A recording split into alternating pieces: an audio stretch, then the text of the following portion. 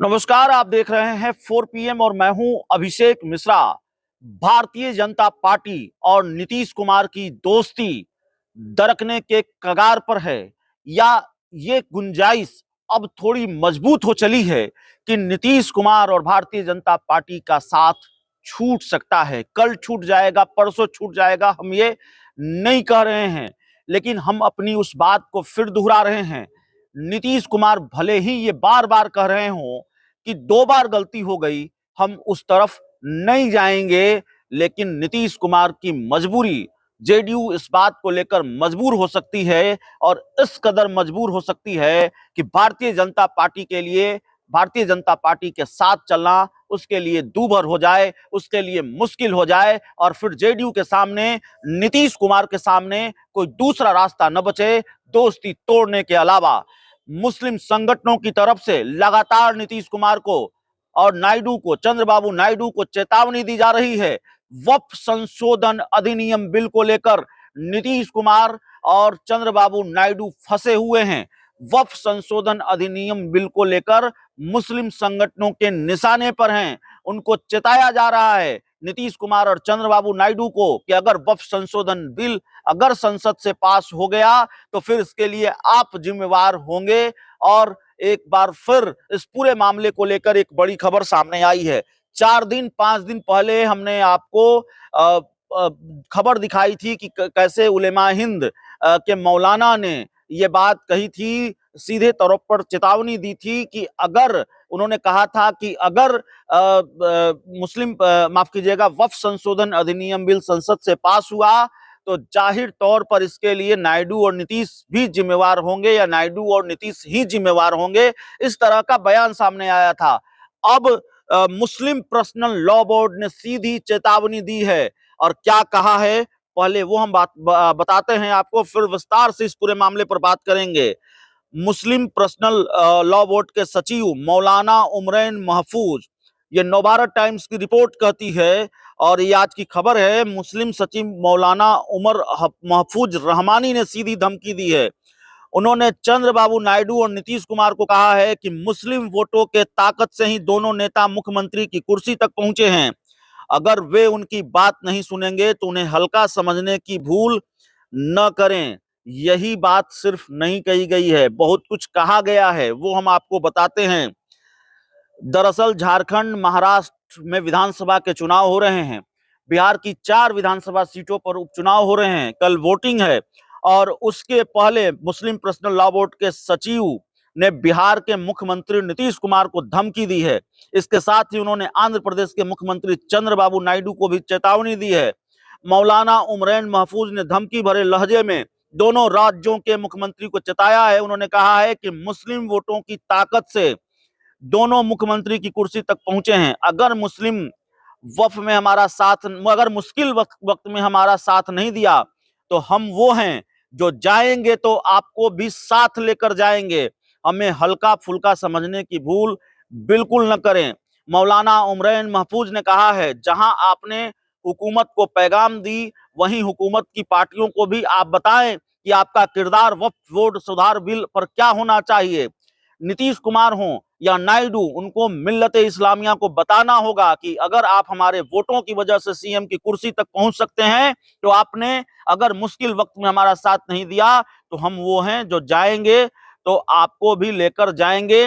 मुस्लिम वोटों के सहारे सत्ता में आने के बाद भी सरकार ने वक्फ संशोधन बिल का विरोध नहीं किया तो इसका खामियाजा भुगतना पड़ेगा।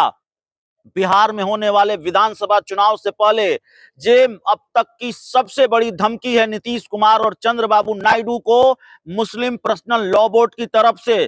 कुछ बचा नहीं है, साफ तौर पर कहा गया है कि हमारे वोटों से आप सीएम बने हैं, हमारे वोटों से आप सरकार चला रहे हैं, मुख्यमंत्री बने हैं, और मुश्किल वक्त में यानी वक्फ संशोधन अधिनियम बिल को लेकर अगर आपने हमारा साथ नहीं दिया तो फिर हम वो हैं कि जाएंगे तो आपको भी लेकर जाएंगे, आपको इसका खामियाजा भुगतना पड़ेगा। तो 2 ही रास्ते छोड़े हैं मुस्लिम पर्सनल लॉ बोर्ड ने।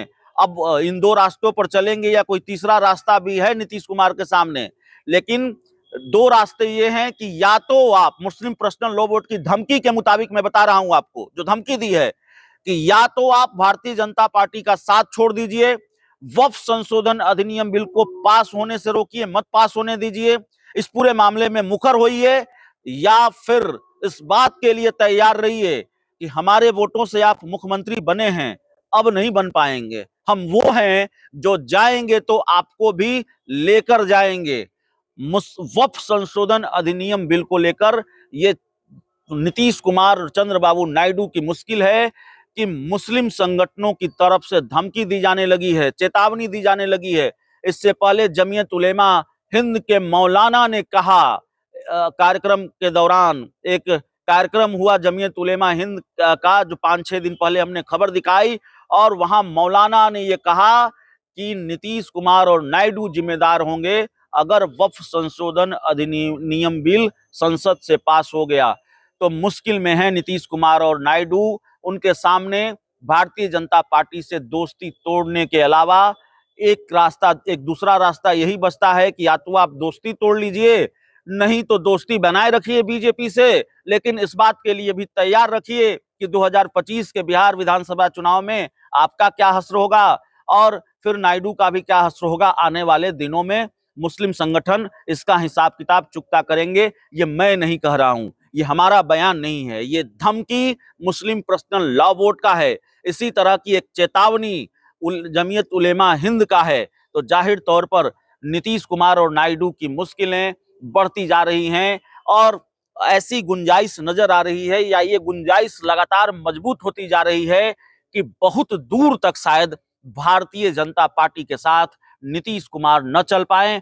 इन्हीं बयानों की वजह से, इन्हीं घटनाक्रमों की वजह से हम लगातार इस पर बातचीत कर रहे हैं, लगातार इस तरह के सवालों पर हम बातचीत कर रहे हैं। और सवाल सिर्फ वक्फ संशोधन अधिनियम बिल का नहीं है। भारतीय जनता पार्टी जो हिंदू कार्ड खेल रही है, बिहार में भारतीय जनता पार्टी ने जो खेल खेला है, सीमांचल को साधने की जो बेचैनी है भारतीय जनता पार्टी के अंदर, उसने नीतीश कुमार की जो सेकुलर छवि है उसको नुकसान पहुंचाया है। नीतीश कुमार की सेकुलर छवि पर सवाल उठ रहे हैं।